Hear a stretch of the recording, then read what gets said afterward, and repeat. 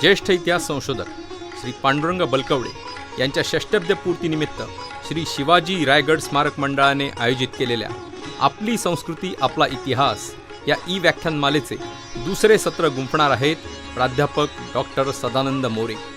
अखिल भारतीय मराठी साहित्य संमेलनाचे अध्यक्ष राहिलेले डॉक्टर सदानंद मोरे संत साहित्याचे अभ्यासक आणि इतिहासाचे संशोधक म्हणून महाराष्ट्रभर सुपरिचित आहेत. डॉक्टर मोरे संत तुकाराम महाराजांचे 10वे वंशज आहेत. गीता हा विषय घेऊन त्यांनी PhD केली आहे आणि पोस्ट डॉक्टरेटसाठी त्यांनी भगवान श्रीकृष्ण हा विषय निवडला होता. शनिवार दिनांक 19 सप्टेंबर 2020 रोजी सायंकाळी 7 वाजता ते आपल्यासमोर सादर करणार आहेत विषय महाराष्ट्राचा इतिहास काही निरीक्षणे. तेव्हा लक्षात ठेवा, या व्याख्यानमालेचे हे दुसरे सत्र शनिवार दिनांक 19 सप्टेंबर 2020 सायंकाळी 7 वाजता फेसबुक आणि यूट्यूबवर लाईव्ह होणार आहे. त्यासाठी www.eव्याख्यानमाला.com या वेबसाईटला भेट द्या आणि आपली वेळ राखून ठेवा. धन्यवाद.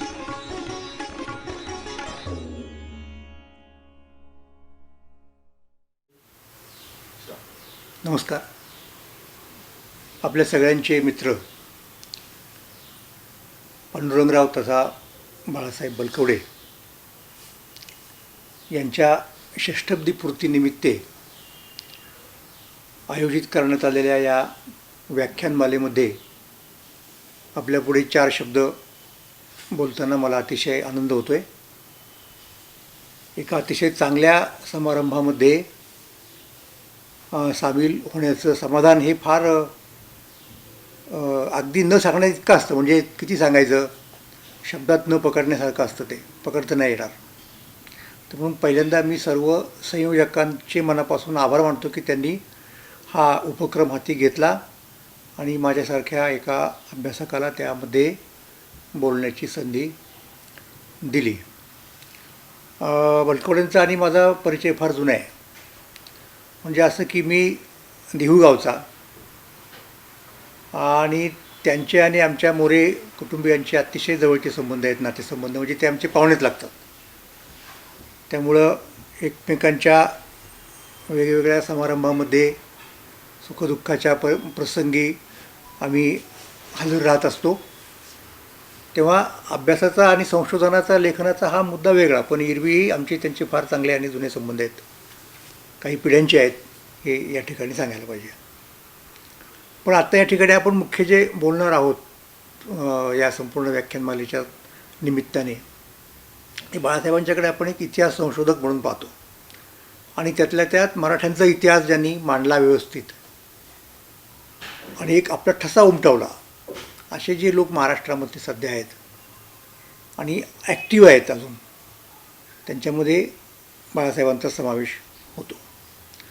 आता आमच्या दोघांमधला एक कॉमन इंटरेस्ट ज्याला म्हणतो आपण, साधारण स्वारस्याचा मुद्दा म्हणजे मराठ्यांचा इतिहास.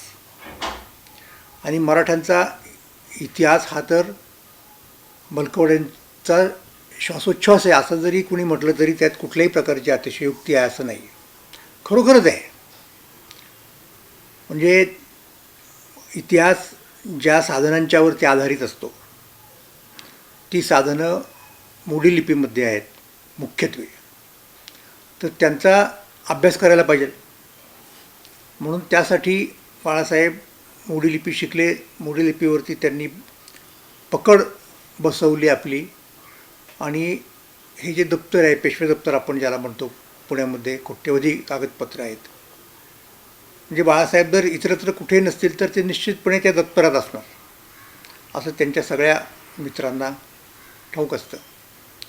तर त्या दप्तरातून एक एक रत्न, एक एक हिरा त्यांनी बाहेर काढला आणि त्यातनं प्रतीत होणारा मराठ्यांचा इतिहास हा लोकांच्या समोर ठेवला. आपल्याकडे इतिहासाची फार मोठी परंपरा आहे, इतिहास लेखनाची. म्हणजे अगदी इतिहासाचार्य राजवाड्यांच्याही अगोदरपासून आपण जर पाहिलं तर ती परंपरा आहे. तर त्या परंपरेमध्ये आज तरुण पिढीमध्ये, नव्या लोकांच्यामध्ये कोण जास्तीत जास्त योगदान दिलेला मनुष्य आहे असा जर प्रश्न विचारला तर आपल्याला बलकवडे हे नाव आपल्या पटकन समोर येतं आणि त्याबाबत कोणाचं दुपट व्हायचं कारण नाही.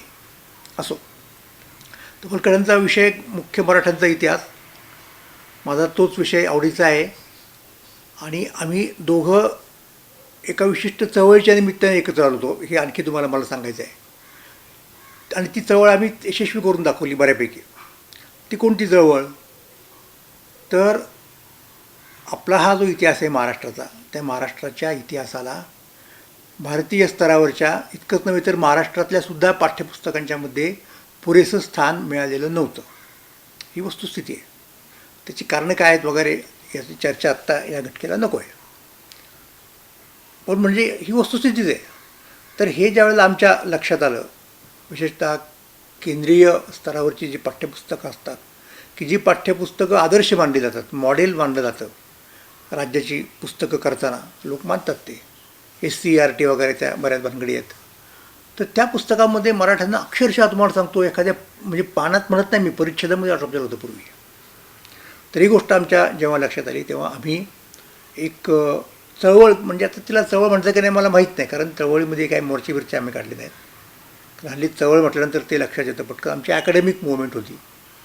आम्ही पत्र लिहिली, आम्ही आमदार खासदारांना सांगितलं ते प्रश्न मांडण्यासाठी, त्यांनी मांडले लोकसभेमध्ये, विधानसभेमध्ये, आणि आम्ही व्याख्यानं ठेवली, आम्ही चर्चासत्र घेतली आणि त्याचं रिपोर्टिंग सगळ्या वर्तमानपत्रांमध्ये आलं. आणि त्याचा परिणाम असा झाला की म्हणजे अजून काही सगळं झालं अशातला भाग नाही, आम्ही समाधानी नाही आहोत, परंतु तेव्हाचे जे मंत्री होते प्रकाश जावडेकर साहेब, त्यांनी मला स्वतःला बोलवून घेतलं आणि विचारलं की कमीत कमी काय असलं पाहिजे, आणि त्याप्रमाणे कमीत कमी शिवाजी महाराजांच्यावरचा तरी मजकूर वाढवला गेला.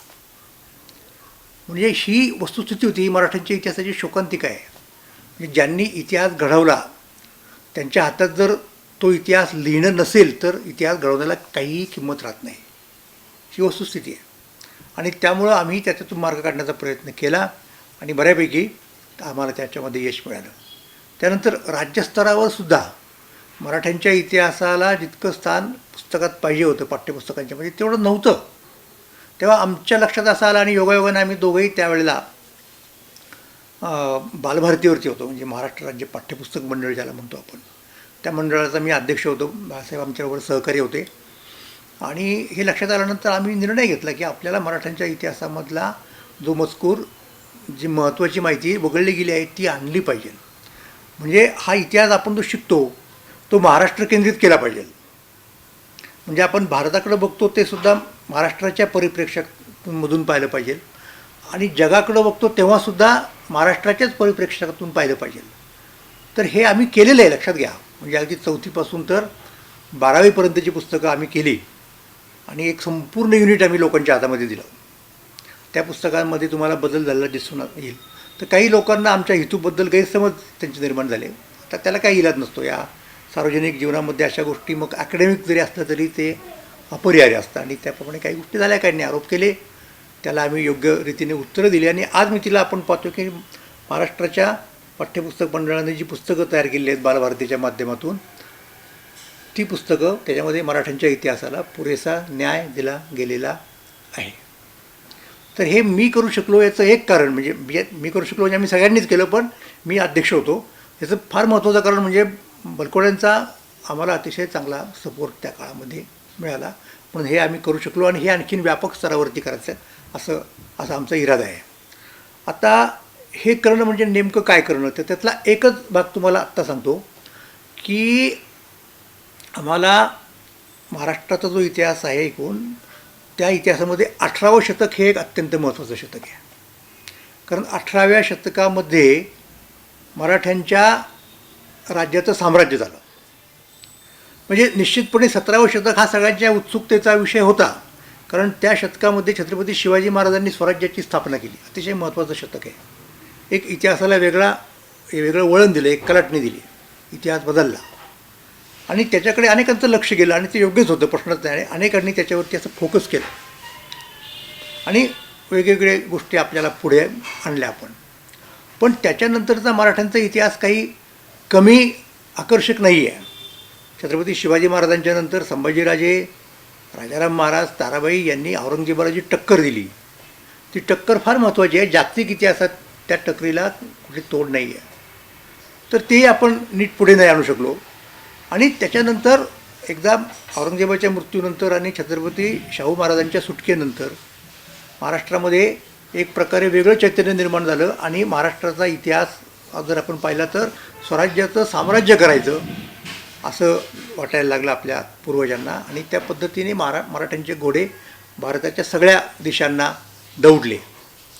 तर ते साम्राज्य म्हणजे आपण अशी एक इतिहासामध्ये वेळ आणली होती की त्या इतिहासामध्ये असं अनेकांना वाटत होतं की आता संपूर्ण भारताचं नियंत्रण हे मराठ्यांकडे येणार, दिल्लीचं तख्त हे मराठ्यांचं होणार, इथपर्यंत या सीमारेषेपर्यंत आपण येऊन ठेपलो होतो. आता तिचं नेमकं काय घडलं, इंग्रज कशामध्ये आले वगैरे वगैरे हे वेगळे मुद्दे आहेत, पण हे आपण करू शकलो हे लक्षात घ्या.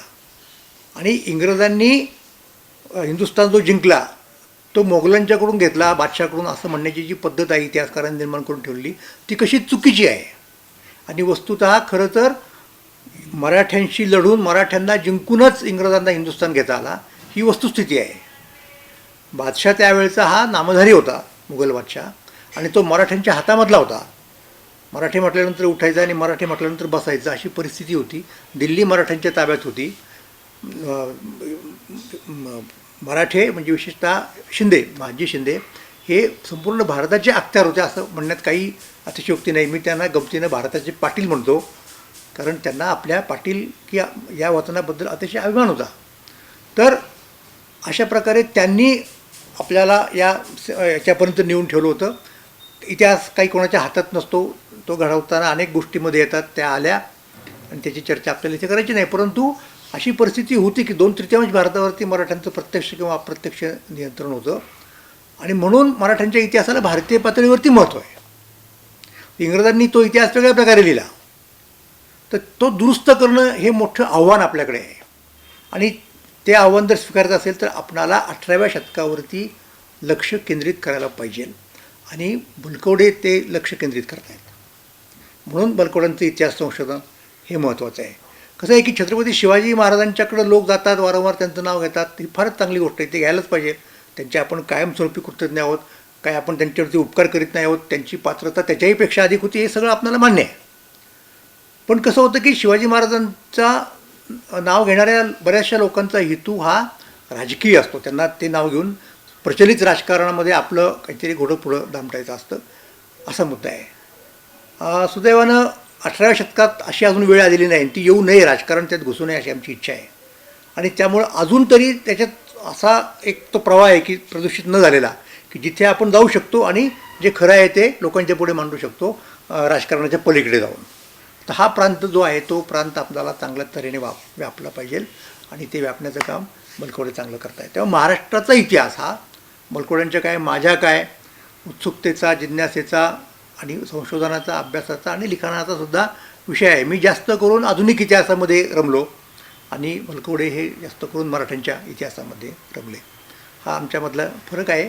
परंतु काम म्हटलं तर ते पूरक आहे एकमेकांना, की महाराष्ट्राचं महत्त्व आपल्याला सांगितलं पाहिजे.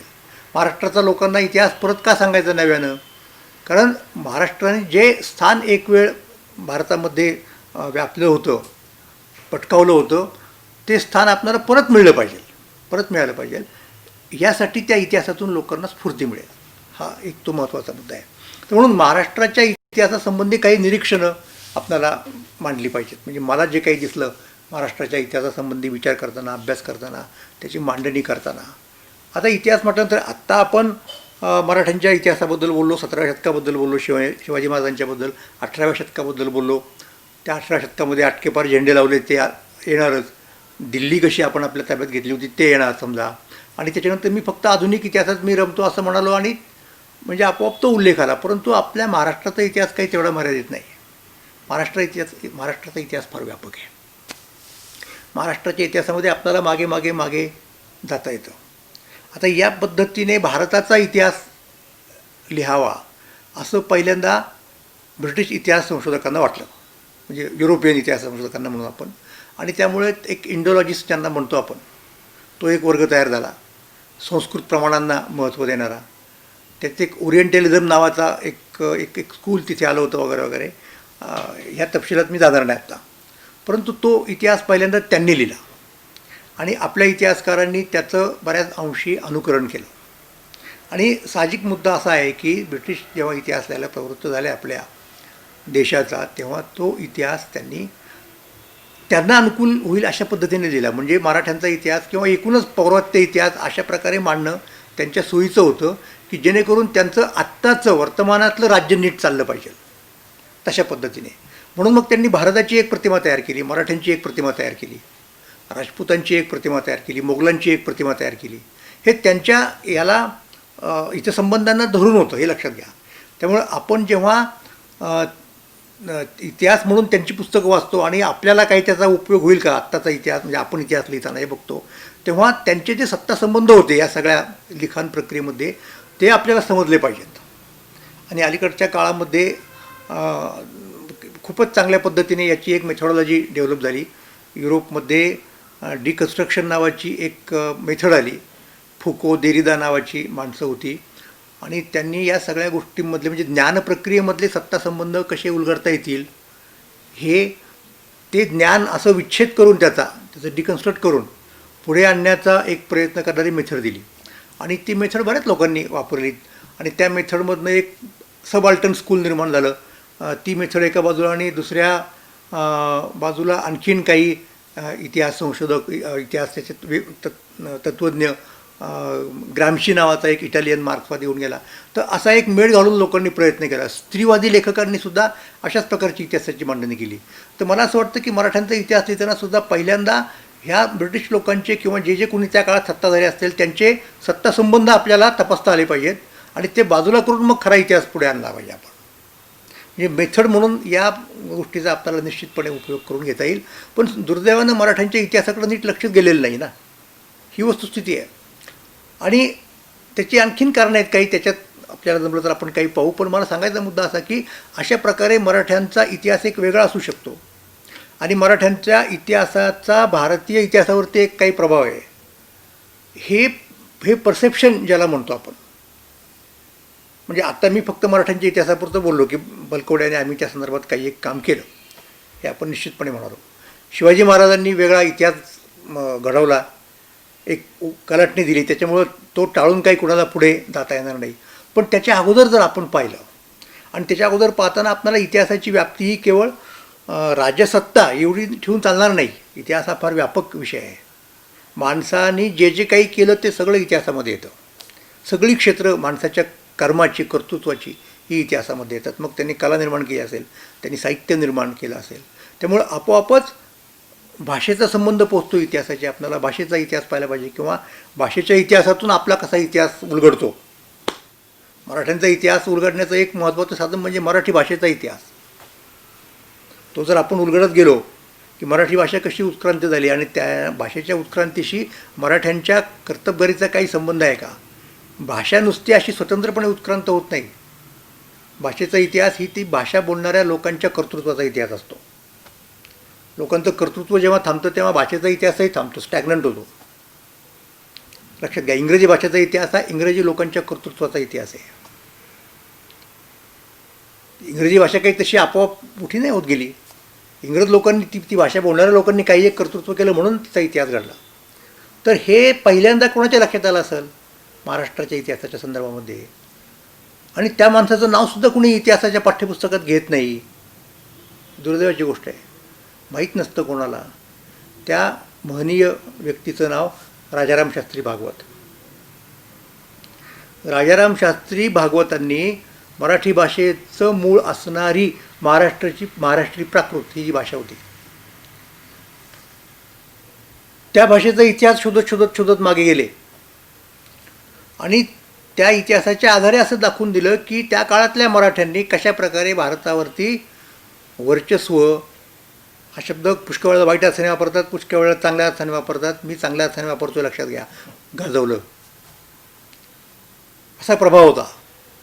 म्हणजे हिंदुस्थानचा इतिहास जो उत्तर केंद्रित आत्तापर्यंत होता तो दक्षिण केंद्रित आणि त्याच्यातही परत महाराष्ट्र केंद्रित जर कोणी केला असेल तर तो राजाराम शास्त्री भागवतांनी. दुर्दैवानं महाराष्ट्रातल्या एकही विद्वानानं, it's very unfortunate to state, मला अतिशय वाईट वाटतं या गोष्टीचं, की त्या माणसाकडं कुणी गंभीरपणे पाहिलं नाही.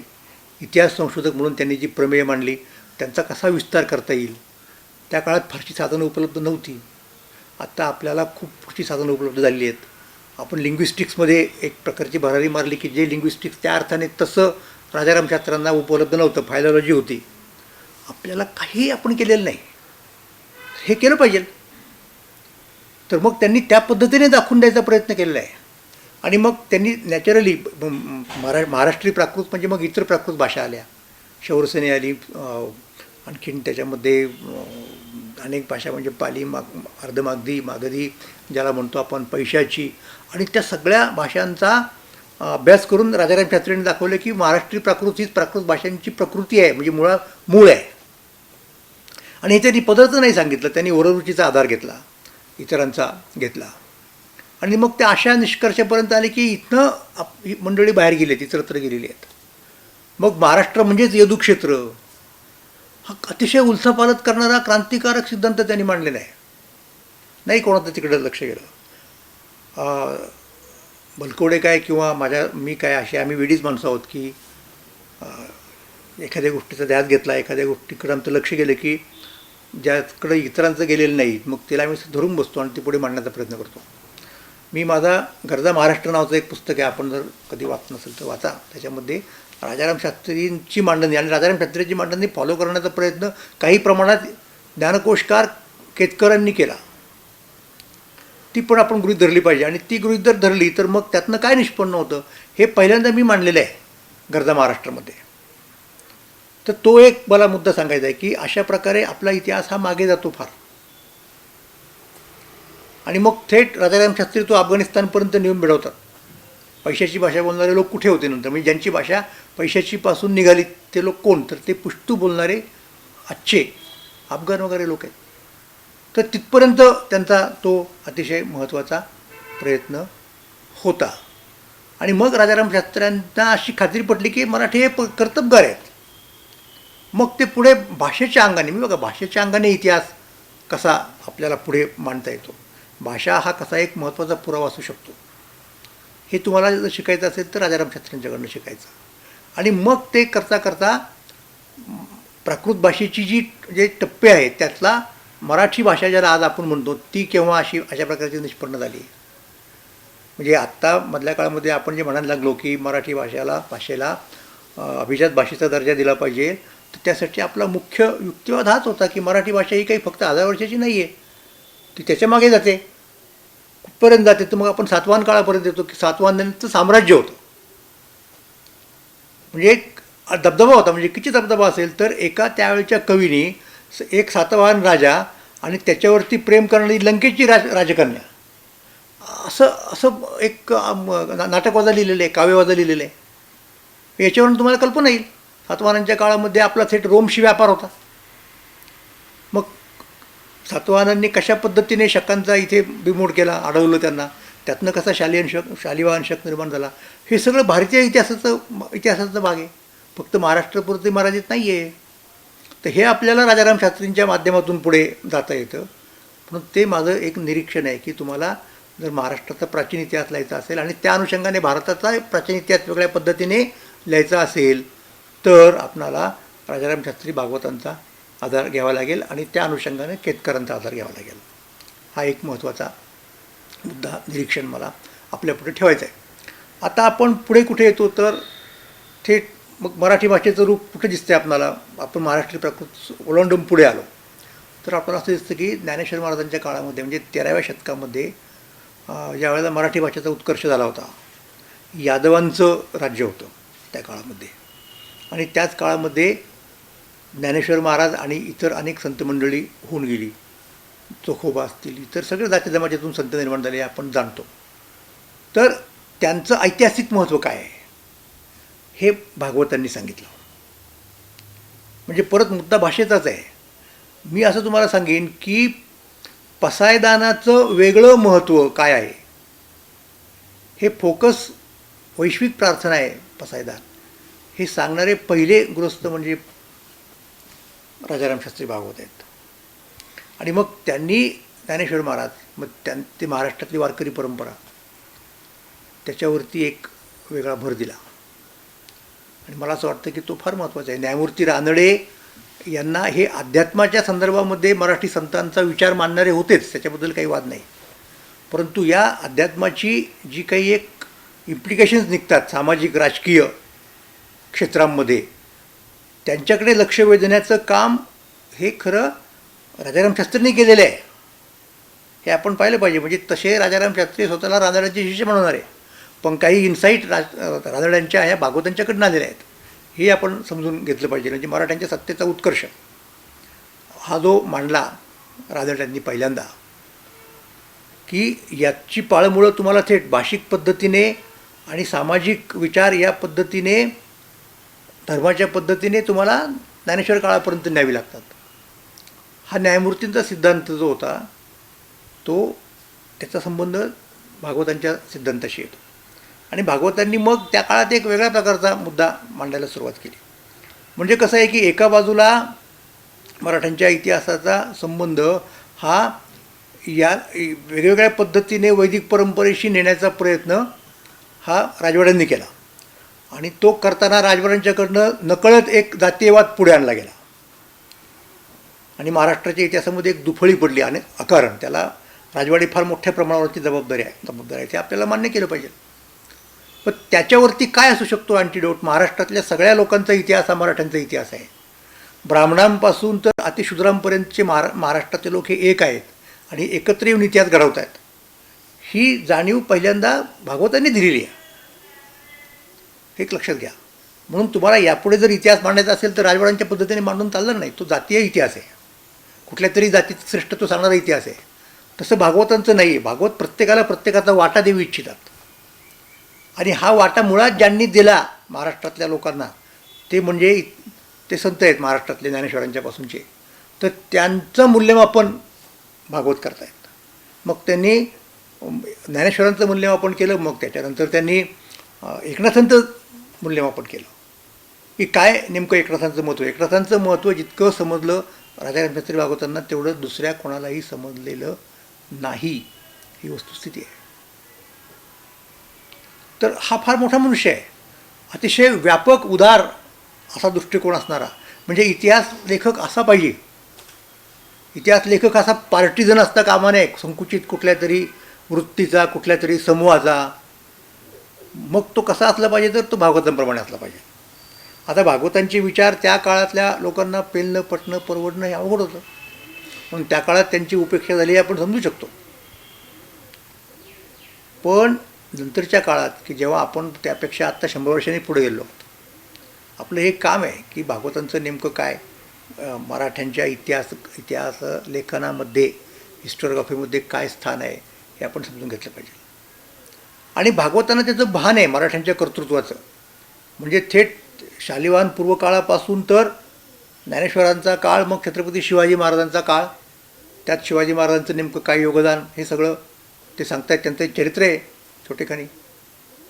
आणि मग आपण कुठे येतो तर थेट आधुनिक काळामध्ये येतो. आधुनिक काळात म्हणजे जिथं ब्रिटिशांचं राज्य आहे.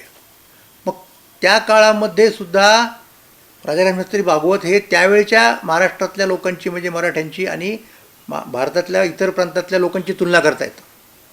बंगाल आणि महाराष्ट्र यांच्यामधली तुलना करतायत. मग त्यांच्या आमच्यामध्ये काय फरक आहेत ते सांगतायत. हे अतिशय महत्त्वाचं आहे. म्हणजे मराठ्यांना त्यांचं आत्मभान, त्यांची स्वतःची ओळख जर करून घ्यायची असेल तर राजाराम शास्त्र्यांची इतका दुसरा कुठलाही माणूस तुम्हाला त्यासाठी उपयुक्त ठरणार नाही, हे मी सांगतो. तर ते राजाराम शास्त्री सांगतायत. मग त्यावेळेचे कर्तबगार मराठे कोण आहेत त्यांची नावं सांगतायत. आणि मग हे सांगतायत, मग ते सगळ्या क्षेत्रामध्ये आहेत, यांत्रिक क्षेत्रामध्ये सुद्धा आहेत. आणि मग हे सांगतायत की मराठ्यांची प्रवृत्ती पहिल्यापासून पुढे असण्याची आहे आणि इथून पुढेही मराठी पुढे राहतील,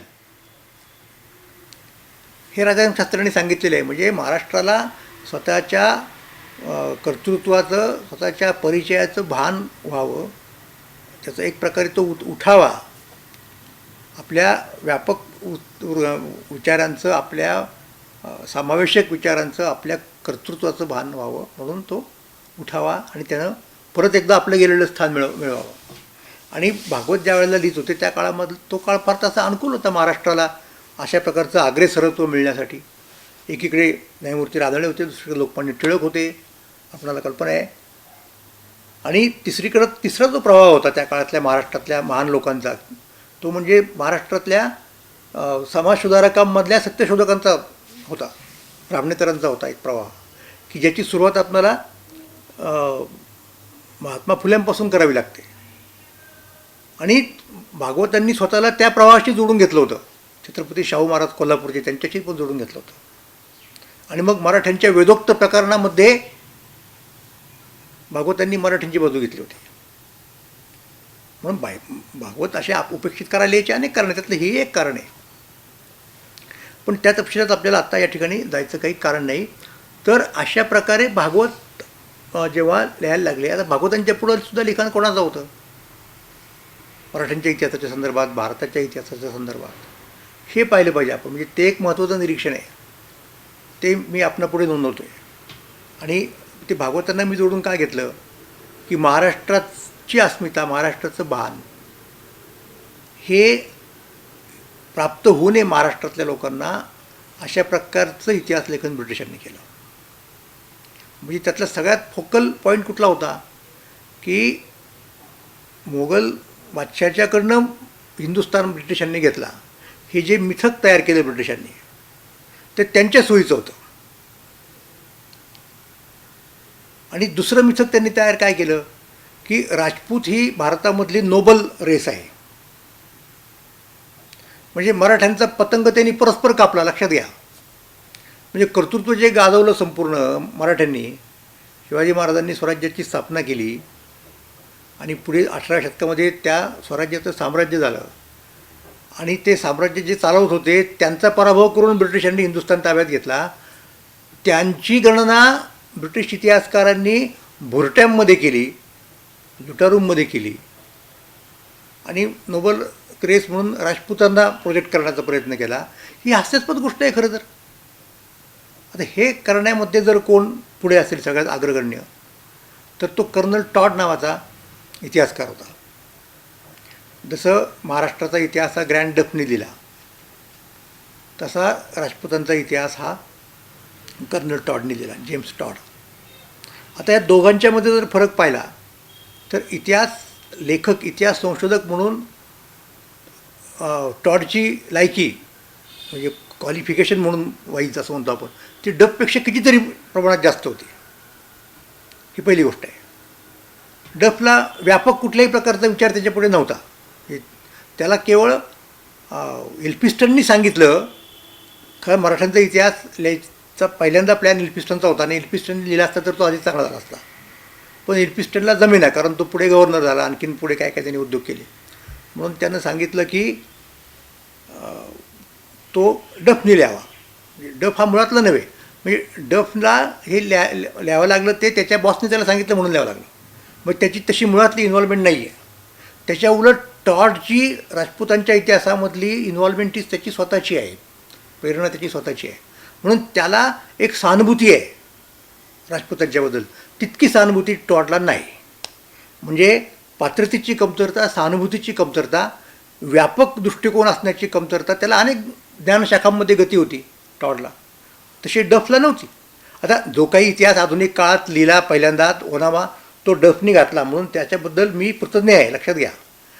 आमचे ज्येष्ठ स्नेही इतिहास संशोधक डॉक्टर कुलकर्णी होते, वरा कुलकर्णी, त्यांनी जेम्स कॅनिंगहॅम डफवरती पुस्तकच लिहिलेलं आहे.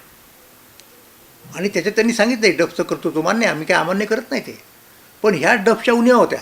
आणि त्या उणिवा दाखवून देण्याचं काम 19व्या शतकामध्येच नीलकंठ जनार्दन कीर्तने यांनी केलं पहिल्यांदा. मग राजवाडे तर तुटूनच पडले आणि न्यायमूर्ती रानडे तुटून नाही पडले, कारण त्यांचा तो स्वभाव नव्हता. पण त्यांनी त्यांच्या पद्धतीने डफचं नाव घेता डफचा प्रतिवाद केलेला आहे, की मराठ्यांचा राज्याचा उदय, छत्रपती शिवाजी महाराजांचा उदय हा काही अपघात नव्हे, यादृच्छिक घडलेली गोष्ट नाही ती, तर त्याच्या पाठीमागं एक फार मोठा विचार होता. आणि तो विचार तुम्हाला जागतिक पातळीवरती नेता येतो. खरं तर जगाच्या इतिहासात मराठ्यांना आणि मराठ्यांच्या कर्तृत्वाला आणि मराठ्यांच्या विचारांना एक स्थान आहे, हे न्यायमूर्तींनी सांगितलं. हा मुद्दा आहे. तर काय सांगतो तुम्ही, तर तो डफ, तर डफच्या ह्या मर्यादा. आणि मग दुर्दैवाने काय झालं माहिती का, की टॉडसारखा डफपेक्षा कितीतरी पटीने हुशार असणारा माणूस नेमका राजपूतांच्या वाट्याला आला आणि त्याला शेवटी हे दाखवायचं होतं ना, ब्रिटिशांचं श्रेष्ठत्व दाखवायचं होतं. आणि राजपूत त्यांना का परवडतात? कारण राजपूत ब्रिटिशांची लढले नाहीत कधी. ब्रिटिशांची आणि राजपूतांची एकही लढाई झालेली नाही. ज्या काही लढाई झाल्या ब्रिटिशांच्या ते सगळ्या मराठ्यांची झाल्या. म्हणजे पूर्वीच्या काळी राजपूत जे मराठ्यांचे मांडलिक म्हणून काम करत होते, राजे सगळे संस्थानिक, ते आता ब्रिटिशांचे संस्थानिक झाले, कुठल्याही प्रकारची लढाई होऊ न देता. त्यामुळे त्यांनी ब्रिटिशांचं स्वागत केलं म्हटलं तर. आणि मग नॅचरली ब्रिटिश आपल्या शत्रूला कशाला मोठे करतील? नाही करणार. कारण आम्ही राजे होतो, आम्ही हिंदुस्थानचं राज्य चालवत होतो, आमच्याकडनं ब्रिटिशांनी हिंदुस्थान घेतला, ह्याची जाणीव जर मराठ्यांना झाली तर मराठी परत एकदा त्या पद्धतीने उभे राहतील. म्हणून ते कोंबडं झाकण्याचा जास्तीत जास्त प्रयत्न ब्रिटिश इतिहासकार करत होते. टॉड त्याच्यामध्ये शिरोमणी आहे. तर राजवाडे वगैरे लोकांना डफचा धोका कळला, टॉडचा धोका नाही कळला. ही उणीव आहे त्यांच्या सगळ्या संशोधनामधली. तर पहिल्यांदा तुम्हाला टॉडचा समाचार घ्यायला पाहिजे. डफ अवघड नाही आहे, लक्षात घ्या. तिथे तुमची व्यापकता डफ म्हणजे याचा किती धोका आहे टॉडचा. तर टॉडने काय सांगितलं माहिती आहे का? टॉडने असं सांगितलं की मराठी खरं तर म्हणजे याचीच एक प्रकारची आवृत्ती आहे डफची. त्यांना कुठल्याही प्रकारचा राजकीय सिद्धांत नव्हता. ती एक निव्वळ टोळी होती. आणि ते आता टोळीवाल्यांना यश मिळत जातं, तसं मिळत गेलं. तर त्यांचं कर्तृत्व नाही काही, हे डफ सांगतो. आणि तिकडे टॉड नेमकं तेच सांगतो. दोघंही समकालीन आहेत, एका पाठोपाठ एक दोघांची पुस्तकं येतात. तर मराठ्यांच्याबद्दलचं हे त्याच्या उलट राजपूतांची एक नोबल रेस कशी होती हे तो मांडतो संपूर्ण त्याच्यामध्ये. आणि मराठ्यांनी राजपूतांच्यावरती अन्याय केला. खरं तर मराठ्यांना विंध्य पर्वत ओलांडून वरती यायचं काही कारण नव्हतं. हे रिकामटेकडे उद्योग त्यांना सांगितले कोणी, त्यांची ती पात्रताही नव्हती. कारण त्यांच्याकडे राज्य नावाची कल्पना नव्हती, राज्य कसं चालवायचं याची कल्पना नव्हती, राज्याचं काही तत्त्वज्ञान नव्हतं. असा तो मुद्दा होता डफ आणि टॉडनी तिकडे जो मांडला तो. आणि त्यामुळं मराठ्यांनी कसं एक्सप्लॉयटेशन केलं हे सांगतो टॉड. म्हणजे एका अर्थाने डफचाच मुद्दा तो मोठ्या प्रमाणावरती मांडतोय. आणि ते करताना तो राजपूतांनी मराठ्यांना दिलेली त्यावेळेची काही खंडणी वगैरे असेल तिचे आकडे मांडतो. हे कुणी खोडून काढायचं होतं? हे आपल्या पूर्वसूंनी केलेलं नाही महाराष्ट्रातल्या. ही खेदाची गोष्ट आहे. तर म्हणून ते 18वं शतक त्यासाठी महत्त्वाचं ठरतं. आणि मग पुढे ते ब्रिटिशांकडे येतो भारत. आणि मग 19व्या शतकामध्ये हे लोक असा इतिहास लिहितात, डिस्टॉर्ट करणारा संपूर्ण मराठ्यांचा इतिहास. आणि मग सगळ्यात राग तुम्हाला सांगतो शिंद्यांच्यावरती आहे टॉडचा. फार आहे. म्हणजे त्या इंग्रजांनी जिंकलं, दिल्ली जिंकली म्हणजे काय जिंकली म्हणजे कोणाला हरवलं? ते मराठ्यांना. म्हणजे दौलतराव शिंद्यांच्या ताब्यात त्यावेळेला दिल्ली होती. दौलतराव शिंद्यांची फौज आणि लेकची फौज यांच्यात युद्ध झालं आणि त्याच्यामध्ये लेक जिंकला. आणि तिथे आपोआप बादशाह जो मराठ्यांच्या ताब्यात होता तो इंग्रजांच्या ताब्यामध्ये आला. असं ते झालेलं आहे. असा तो घटनाक्रम आहे. तर त्यावेळेला ते जे चिन्हांकित नागचिन्हांकित ध्वज होता शिंद्यांचा तो उतरवला गेला. तर त्याला अनुलक्षून तो टॉड तो चिडून असा लिहितो की हा जो मराठ्यांचा तो आहे ध्वज अशा प्रकारे तो असा इतका काढला गेला पाहिजे की त्यांनी परत फडकता कामा नये.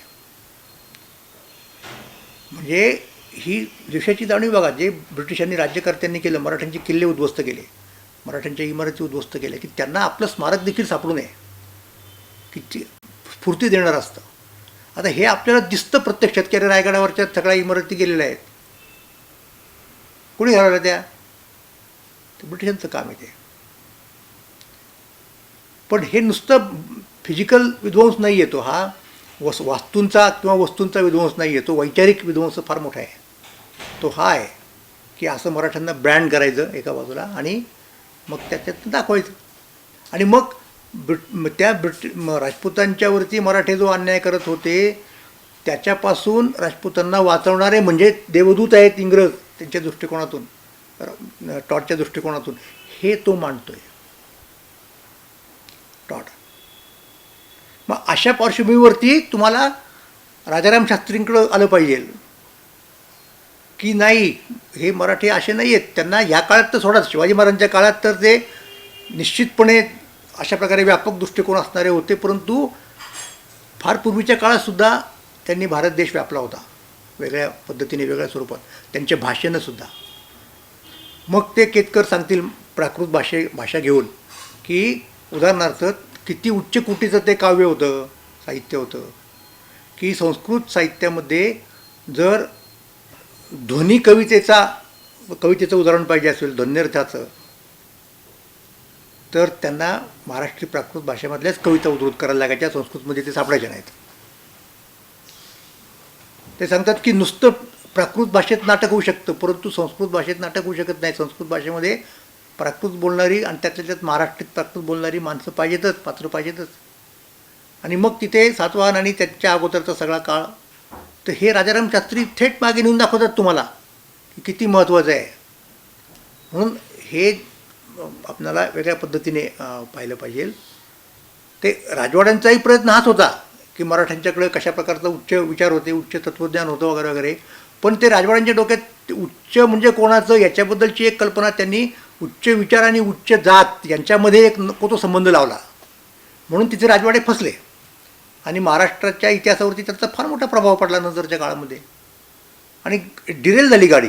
तीच जर गाडी महाराष्ट्राची, म्हणजे राजवाड्यांचे परिश्रम आणि ते त्याला तोड नाही, म्हणजे इतका बुद्धिमान प्रतिभावान माणूस पण ती या अर्थाने वाया गेली त्यांची प्रतिभा. तर राजवाड्यांची चिकाटी प्रतिभा, रानड्यांचा व्यापक दृष्टिकोन आणि भागवतांची जी तळमळ आहे ती सगळी एकत्र करून जर तुम्हाला इतिहास लिहिता आला तर तुम्ही महाराष्ट्राचा इतिहास, मराठ्यांचा इतिहास चांगला लिहू शकाल. हे आपल्या लक्षात आलं पाहिजे. नाहीतर कसं होतं दुर्दैवानं, आता हेही मी तुम्हाला सांगतो की एवढा महाराष्ट्रातला मराठ्यांचा उज्ज्वल इतिहास तो कसा काय नाही आला लोकांच्या पुढे नीट, हाही माझ्या निरीक्षणाचाच भाग आहे. त्याचं कारण आहे, म्हणजे एक तर ब्रिटिशांनी डिस्टॉर्ट केलं पहिल्यांदा, नंतर दुसऱ्या याच्यामध्ये आपणच आपला डिस्टॉर्ट केला इतिहास. म्हणजे आपल्या महाराष्ट्रातल्या लोकांनी स्वतः इतिहास लिहायला सुरुवात केल्यानंतर पहिल्या पर्वात काय झालं माहिती आहे का, पहिल्या पर्वातले इतिहास संशोधकांनी एक विशिष्ट चष्मा लावला, त्यामुळं त्यांच्याकडनं उच्च जातीचा पराक्रम जास्त पुढे आला. मग त्याची प्रतिक्रिया म्हणजे नंतरच्या काळातल्या इतिहास संशोधकांनी उच्च जातीला कसं कोपऱ्यात घालता येईल आणि बाकीच्यांना कसं प्रोजेक्ट करता येईल हे पाहिलं. म्हणजे जातीय पद्धतीने लिहिला गेला तो इतिहास, अगोदरचा काय, नंतर लिहित गेलेले लोक काय, किंवा आत्ताचे सुद्धा लोक काय, जातीय पद्धतीने इतिहास लिहिणारे लोक. तेव्हा त्याच्या पलीकडे जर तुम्हाला जायचं असेल तर मग तिथे रानडे भागवत ठरतात की जे या जातीच्या महत्त्वाचे ठरतात, ते जातीच्या पलीकडं गेलेले आहेत. आणि नुसता जातीचा मुद्दा नाही आहे या ठिकाणी, लक्षात घ्या. हा मुद्दा खरोखर वस्तुनिष्ठ इतिहासाचा आहे, इतिहासाच्या मेथॉडॉलॉजीचा आहे. आणि ती जर आपल्याला या ठिकाणी काय म्हणत त्याला नीट मांडता आली तर आपण व्यवस्थित आपला इतिहास मांडला असं होईल. आणखीन एक प्रवाह इतिहासाचा तुम्हाला दिसतो. अलीकडच्या काळामध्ये आधुनिक पद्धतीने इतिहास लिहायच्या अनेक पद्धती निर्माण झाल्या, त्या युरोपमध्ये निर्माण झाल्या आहेत. आपल्या लोकांनी इतिहासाची वेगळी पद्धत कुणी शोधून काढलेली नाही, सगळे आपण पाणी भरतो. आणि जी चांगली गोष्ट आहे ती आपण घेतलीच पाहिजे ना, त्याच्याबद्दल वाद असायचं कारण नाही. पण जसं तसं अनुकरण जे करायला जातो आपण ते चुकीचं आहे. म्हणजे मार्क्सनी एक इतिहासाची पद्धत मांडली इतिहास लेखनाची, नंतर तिचा खूप विस्तार वेगवेगळ्या चहूमुखांनी नंतरच्या काळातल्या मार्क्सवाद्यांनी केला. आणि भारतातल्या विद्वान लोकांच्या चौकटीमध्ये, म्हणजे ज्याला आपण एक डिस्कोर्स म्हणतो, त्या सगळ्या डिस्कोर्समध्ये त्याच मेथडचा प्रभाव तुम्हाला आजही दिसतो आहे. त्याच्यानंतर हे डिकन्स्ट्रक्शन करून काय म्हणूयात त्याला सबाल्टर्न पद्धतीने लिहिणारे लोक आले. मग हा सगळा इतिहास लेखनाचा प्रांत या मंडळींनी काबीज केलेला आहे. मग त्या मंडळींच्याकडनं महाराष्ट्राच्या इतिहासाला न्याय मिळण्याची शक्यता अजिबात नाही, हेही लक्षात घ्या. तर त्यासाठी तुम्हाला त्याही सगळ्या मेथड्स आत्मसात कराव्या लागतील. नुसतं स्वराज्य, स्वराष्ट्र, राष्ट्रवाद म्हणून चालणार नाही. एक मोठ्या पातळीवरचा डिस्कोर्स जो आहे तो वेगळ्या प्रकारचा आहे. मग तो एखाद्या संस्थेने बळकावला म्हणून मग तक्रार करण्याचा अर्थ नाही, कारण तो तुम्हालाही माहिती असलं पाहिजे, हे लक्षात घ्या. तर हे जर करायचं असेल तर त्यासाठी जे काही पायाभूत काम केलं पाहिजे ते पायाभूत काम बलकवडे यांनी केलेलं आहे आणि करतायत आणि त्यांनी ते यापुढेही करीत राहावं अशी आपल्या सगळ्यांची इच्छा आहे. आणि त्यांना आपल्याकडनं त्यांच्या कामाला एक मुजरा आणि त्यांच्या भावी कामासाठी त्यांच्याकडनं अपेक्षा व्यक्त करायच्या यासाठी त्यांच्या या षष्टब्दीचा समारंभ आपण करतो आहे. आणि त्या समारंभाचं औचित्य साधून मी त्यांना असं म्हणेन की बाळासाहेब, तुम्ही खूप महत्त्वाचं काम केलं, आणखीनही काम करा महत्त्वाचं. आणि मुख्य म्हणजे मला जाहीरपणे सांगायचं आहे की बाळासाहेब, तुम्ही आता मेहरबानी करा, तुम्ही व्याख्यानाचा वेळ कमी करा. तुमच्यावरती सगळ्यांचं प्रेम आहे आणि सगळे लोक तुम्हाला बोलवतात, हक्काने बोलवतात आणि तुमच्या बिडस्त स्वभावाने तुम्हाला कोणाला नाही म्हणता येत नाही. पण मग त्यातनं तुमचं लिखाण आम्हाला जे पाहिजे आहे की जे चिरस्थायी राहील. ठीक आहे, व्याख्यान दिलं तर व्याख्यान द्या, पण व्याख्यान रेकॉर्ड करा आणि त्याची पुस्तकं करा, पण हे ब्लॅक अँड व्हाईटमध्ये आलं पाहिजे अशी मी त्यांचा एक चाहता म्हणून विनंती करतो. आणि मला या ठिकाणी मराठ्यांच्या इतिहासाबद्दलची माझी काही निरीक्षणं मांडण्याची संधी दिली त्याबद्दल आभार मानतो आणि थांबतो. धन्यवाद.